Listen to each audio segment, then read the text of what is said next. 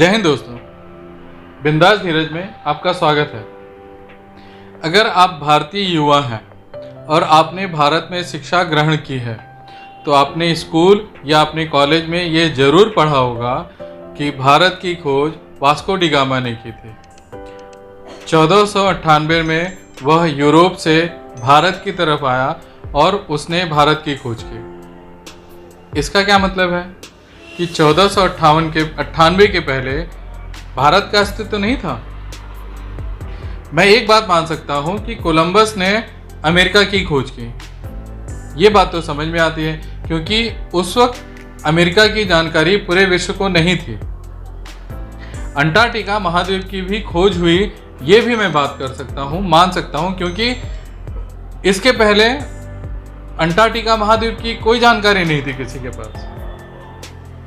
गुरुत्वाकर्षण की भी खोज हुई, ये भी समझ में आ सकता है क्योंकि उसके पहले गुरुत्वाकर्षण क्या होता है किसी को नहीं मालूम था। धरती के पास इतनी स्ट्रांग शक्ति है, ये किसी को जानकारी नहीं थी। तो ये भी समझ में आ सकता है कि गुरुत्वाकर्षण की खोज हुई थी, मगर भारत की खोज कुछ अजीब नहीं लगा आपने? कभी आपने इस बारे में कभी अपने शिक्षकों से, अपने शिक्षा विभाग से, सरकार से कभी तर्क करने की कोशिश की, सवाल करने की कोशिश की कि वास्को डी गामा, हमें पढ़ाया जा रहा है कि वास्को डी गामा 1498 में आके भारत की खोज करता है। भारत की अगर खोज 1498 में हुई तो पृथ्वीराज चौहान कौन थे? ये उनके पहले का इतिहास है। सम्राट अशोक कौन थे? हर्षवर्धन कौन थे? विक्रमादित्य कौन थे? गौतम बुद्ध ने कहां आके निर्वाण लिया? भारत ही था ना। चलिए ये सब को भी हम परे कर देते हैं। केरला में इस्लाम आया, ये 7वीं शताब्दी की बात है। केरला कहां है? भारत में ही ना। पारसी ईरान से भगाए गए, गुजरात आके सेटल हुए, वहां आके बसे, वहां के राजा ने उनको अपनी जगह दी रहने के लिए। गुजरात कहां है? भारत में ही ना। मतलब ये जो चीजें हुई ये वास्को डी गामा के पहले की हुई है, मगर हमें पढ़ने में बड़ा गर्व होता है कि वास्को डी गामा ने भारत की खोज की। हद है यार। वामपंथी इतिहासकारों ने तो धज्जियां उड़ा दी हैं इतिहास की। ऐसे झूठे इतिहास हमें पढ़ाए गए हैं। भारत की खोज की तो सिकंदर किस पे हमला करने आया था? सिकंदर किसी देश को खोजने के ही आया था ना, किसी देश को लूटने आया था, और वो देश भारत था। वो उसे यूनान में पता चल गया कि कोई भारत नाम का देश है। लोग यहां तक भी कहते हैं कि ईसा मसीह भी भारत आ चुके हैं, मोहम्मद साहब भी भारत आ चुके हैं। तो ये तो सब वास्को डी गामा के पहले की बातें हैं, मगर हमें पढ़ाया जाता है, हम बड़े गर्व से पढ़ते हैं कि भारत की खोज वास्को डी गामा ने की।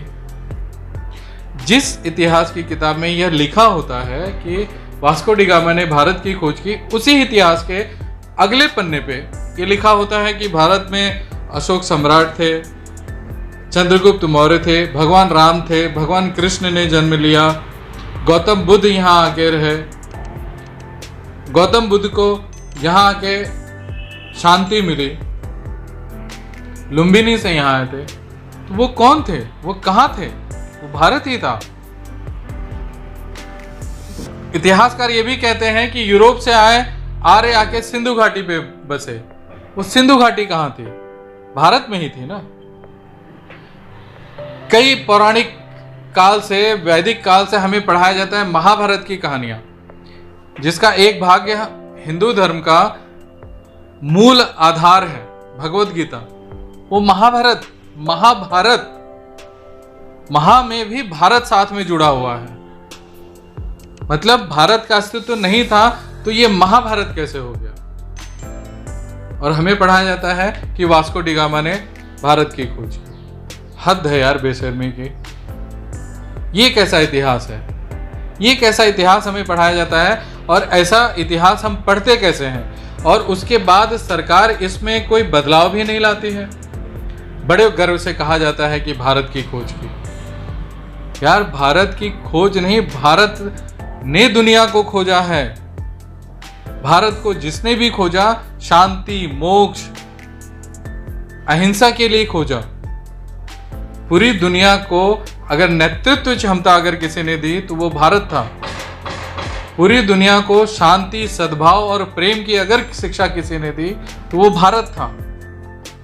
तो प्रेम, शांति, सद्भाव और अहिंसा की शिक्षा क्या 1498 में पूरी दुनिया को मिली है?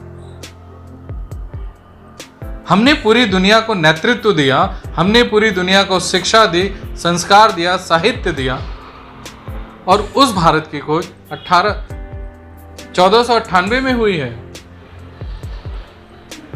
इतिहास को बदलना पड़ेगा, इतिहास हमें सुधारना पड़ेगा, अन्यथा हमारी आने वाली पीढ़ी इसको इसी तरह बरगलाया जाएगा कि भारत की खोज 1498 में वास्को डी गामा ने की थी।